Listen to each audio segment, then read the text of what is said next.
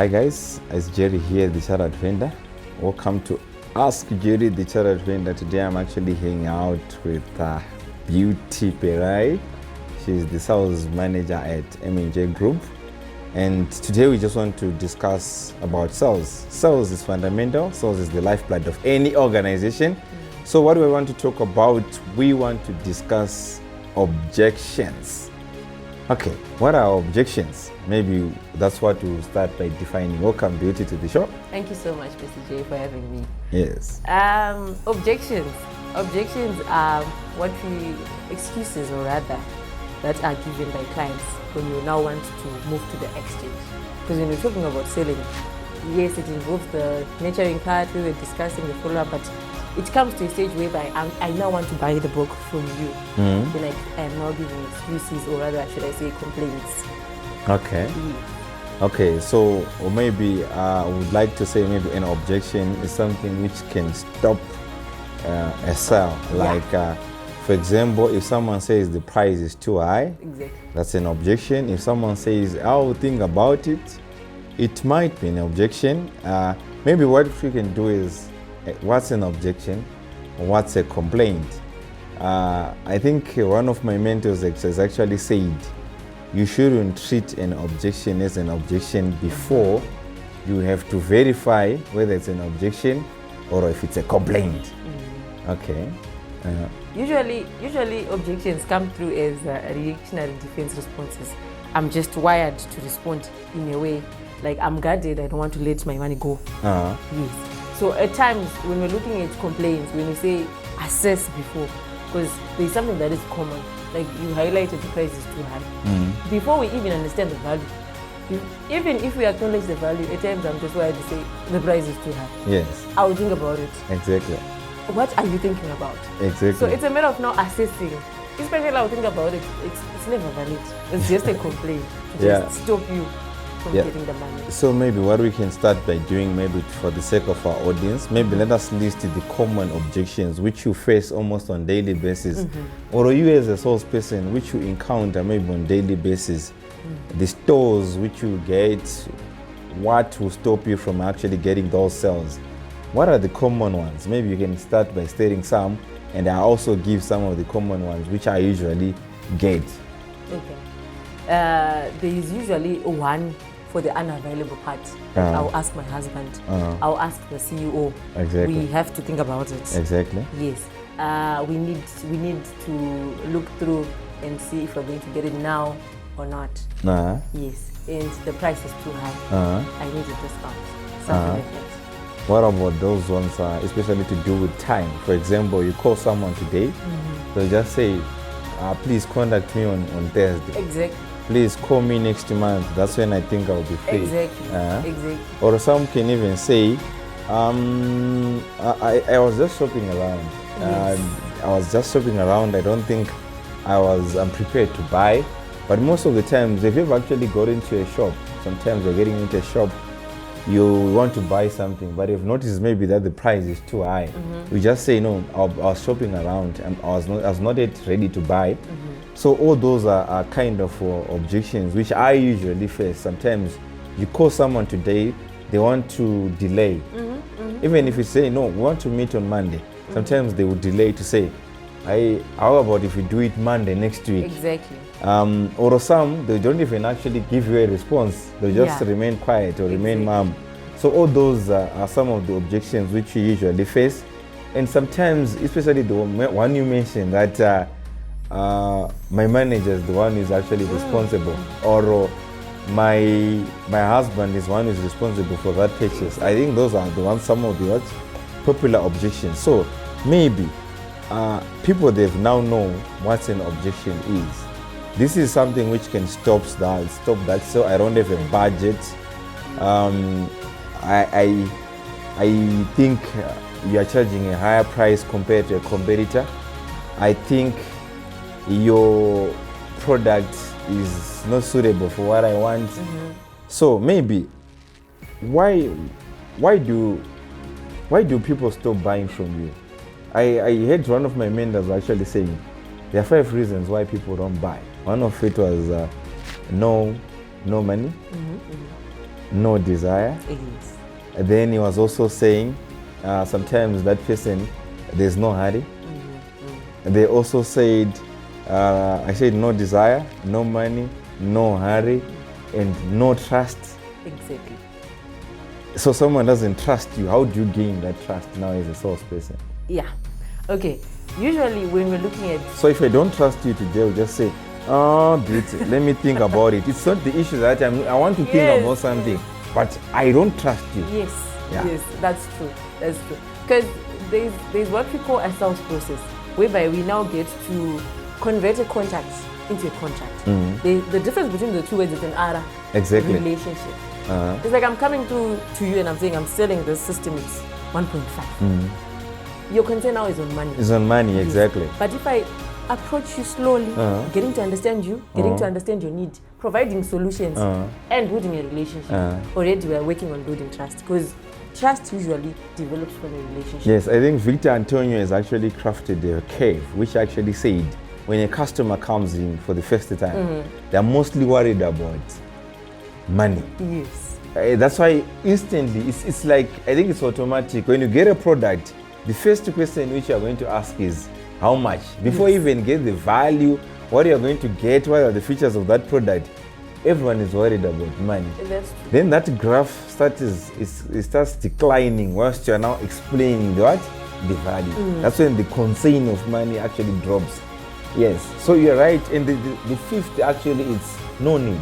Exactly. Someone you've explained everything, but it's either someone can't see the need, or you can see that this person has got the need, but themselves, they're comfortable with whatever they were doing. So they don't even see whether they need that product. Or they know that they've got that need. But because a human being, like what you were saying, reaction, defense, response is like, you just don't want to spend your money. People are afraid to buy. Yeah. Exactly.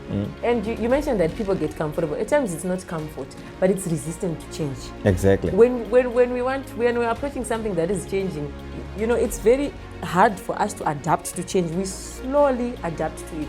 And at times, you mentioned the issue of need. When I come through, I don't even know the need that I have. At times I might think it's this problem. Exactly. That's not even the problem. That's not even the problem. Yes. That's where client qualification comes. I now get to understand, is it the right time? Exactly. And then I'm able to now understand, okay, if I'm nurturing a relationship, if I'm following up on you, what exactly am I supposed to do? Okay. Which strategy should I use? The timing. So if I don't know, if you are in authority, you are the decision maker. Yeah. If you have a need, is the budget already there, or we are understanding what's needed so that we work towards getting the budget. Okay. In the time. Okay. That solves the issue that you mentioned, that there are reasons why the clients can't buy from us. Okay.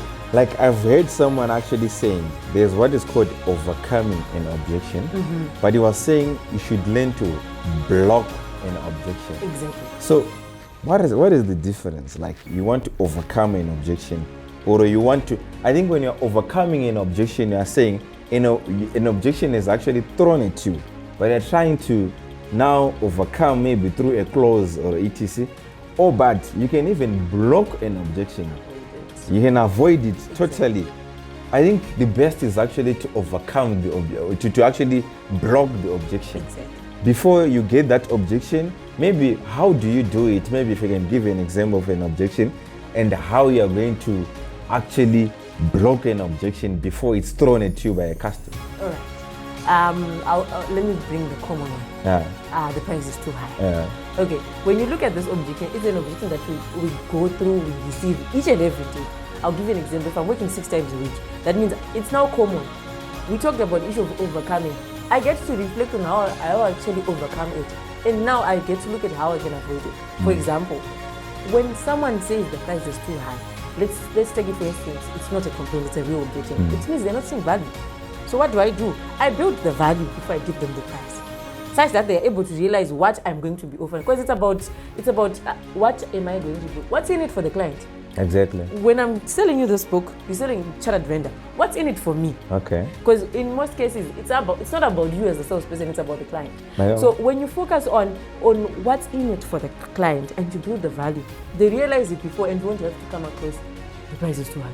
So it's a matter of jotting down and learning from each and every objection that you come through. Okay. Yeah. But the whole problem that we have, we don't like learning. That's great. We live each day as it comes. Yes, that's true in other aspects, but when you're in sales or when you're in any other business, you have to learn from the experience that you have. Okay, thank you so much, Beauty, as we're actually taking a short break. This is Jerry here, and we are actually discussing the objections. Are you also getting some of these objections? How are you overcoming objections in your company? Please drop a comment in our section. Let us see you at the other side. Thank you.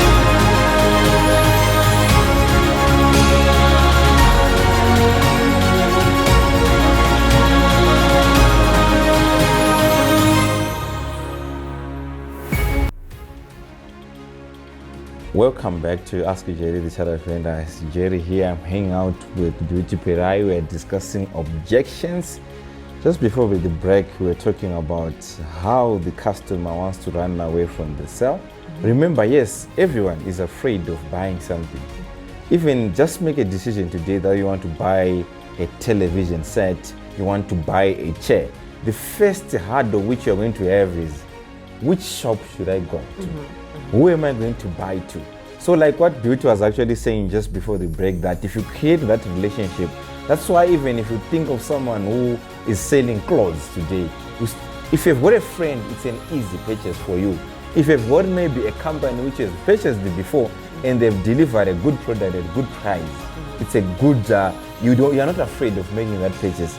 But just think of it today, maybe you're saying, I want to purchase a machine which I don't know how it's operated, or even you want to purchase a computer, but you don't even know who you're going to engage in purchasing that computer. How do you feel? It's everyone is scared. So we are saying, as assistant buyers, we must make it easy for our customers to buy. Yeah, that's true. Being an assistant buyer is the most vital thing in sales.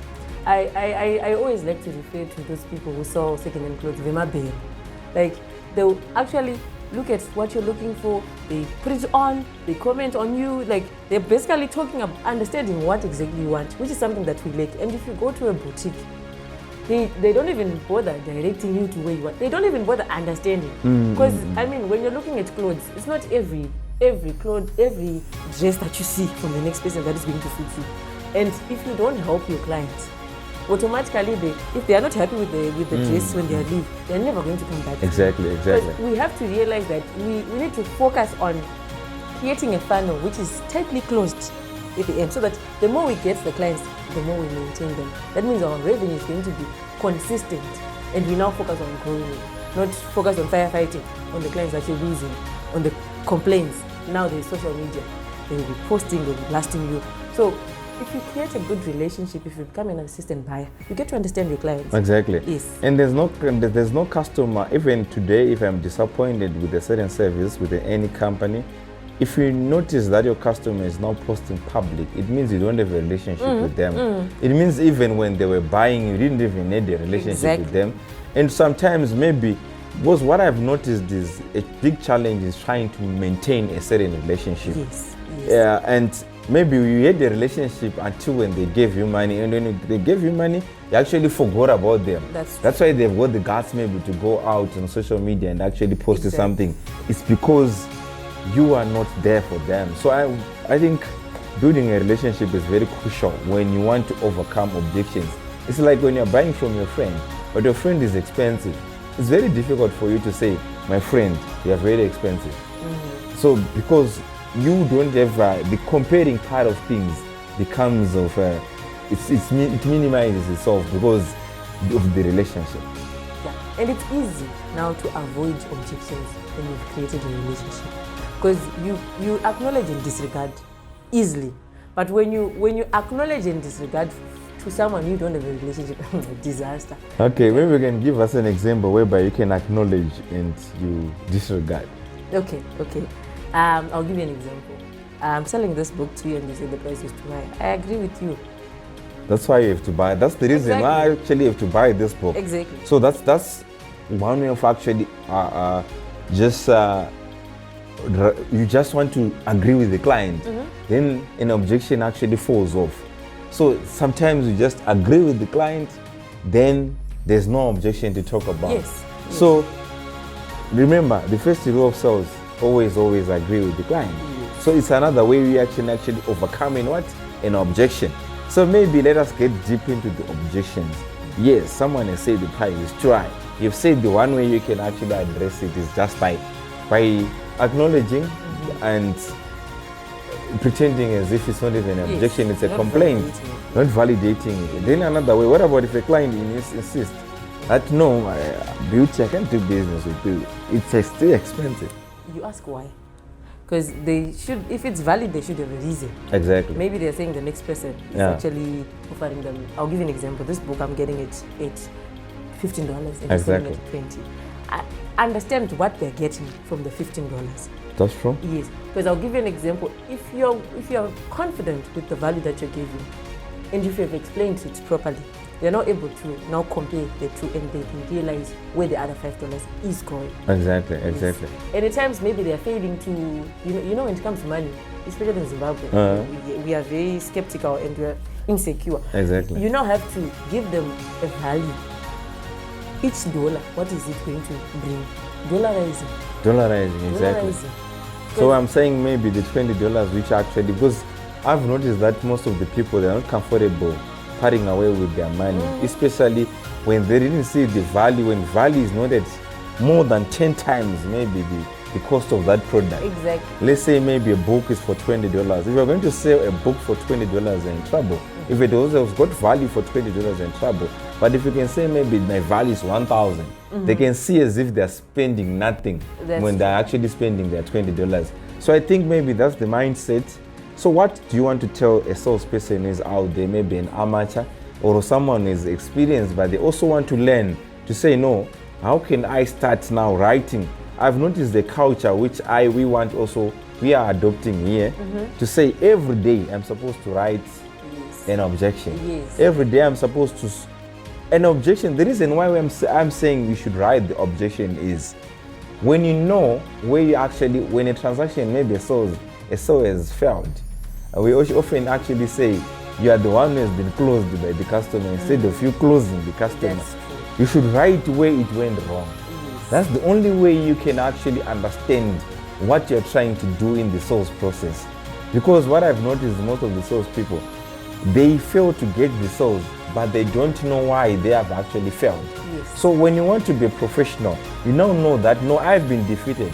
I didn't get this sale. The reason I didn't get this sale was because he asked that the price is too high and I didn't have any answer. Yes. You get it? Then you can now go and research to say, how can I overcome this objection? Maybe when someone says, ask my husband, you now know that, no, how can I answer this objection? Or when someone actually says, your competitor is charging you a lower price, you now know how to go and actually defend that price of yours. Yes. So I think that's the way you can actually overcome objections. And planning is very vital. Even if you see people, those soccer players, what they do when they're playing soccer, Manchester City, Real Madrid, if you notice that they've got notes which they will be taking, because it's a strategy. That's the same applies with sales. Sales, when you're selling, when someone didn't even buy your book, you must try to understand why they don't want to buy that book. Was it because the book doesn't have value? Was it because the book is not affordable? Was it because the customer has got no need for that book? Try to build value and try to make the customer see the money. Yeah, that's true. And the most important part is understanding why they came to you, why they're looking for that maybe service or product. Understand why they need it. Exactly. And if you understand why they need it, you're able now to build value in a way that you completely avoid it. The only problem, you mentioned planning, it's very vital. When people plan, it's not in every scenario. Make it a part of your day-to-day life, day-to-day work life. Write everything, understand everything, plan. If I'm going to come to you and talk about something, let it be planned. Let it be planned, yeah. Because if you just freestyle, you're bound to fail. Exactly. Unless maybe, because even the experienced people, you see experienced actors, they read scripts. You see, even I think I've noticed like Jackie Chan, those people have got 20, 30, 40 years career in acting. You see them doing scripts. A musician, see them with scripts. You talk of your footballers, you see them training every day. But as a salesperson, someone just thinks that I've got a degree. I was selling for the last 10 years, so I can freestyle in a sale. Hence, they get a lot of disappointment. They end up actually being disappointed by clients, and they end up actually losing sales. So I think we are supposed now to the key is actually knowing what you are doing in a sale, and the key is also knowing what has actually stopped that sale. Yes. And what stops a sale, it's an objection, which might not be genuine. The client actually needs that product, but sometimes because you have lagged the skill of converting the sale, of making that customer. I think the statistics is actually saying how many people don't even ask you for an order because they're afraid. They have even objected themselves to say, there's no way I can ask you for money. Exactly. We think it's rude to say, yes, Mr. Jerry, you have agreed that you want the book. When can I come and get to the investment? We are scared of asking. Exactly. When it comes to money, no. We expect to say, if I build value on this, Mr. Jerry is just supposed to say, beauty, here's a $20. But it's not like that. Because already, I don't want to part with my money. With your money. Yeah, even I as a salesperson, it's not easy for me to just part with. I want to buy a handbag. No, I'll think, maybe I'm overspending. So it's now a matter of you as a salesperson to actually make me realize, no, I need this. And so we should be able to ask for money. We shouldn't be scared. It's not rude. Stealing is rude. So stealing is wrong. But asking for my money. So you hate yourselves on Ask Jerry the Chartered Vendor that not asking, you should have the confidence of actually asking for your money. It's not rude asking for your money. You are a salesperson and your customer actually knows that you are trying to sell them something. So they've actually prepared that one way or another you're going to ask you for money. So stop being afraid asking for what belongs to you. It's your right. You need to earn it. So until next time, here I actually Ask Jerry the Chartered Vendor. I would like to thank some of our sponsors. I would like to thank Utande Dandem Tande for sponsoring this show, the Entrepreneurship Magazine, and M&J and the Chartered Vendor. Thank you, Beauty Perai, for being at the Chartered Vendor show. Until next time, please don't forget to subscribe on our YouTube and hit that bell for you to actually get the videos as they are premiering. Thank you so much. Until the next time, have a good selling week. Remember, every day is a sales day. Sell at a funeral, sell in the plane, sell at church, sell everywhere. Make money. Thank you so much.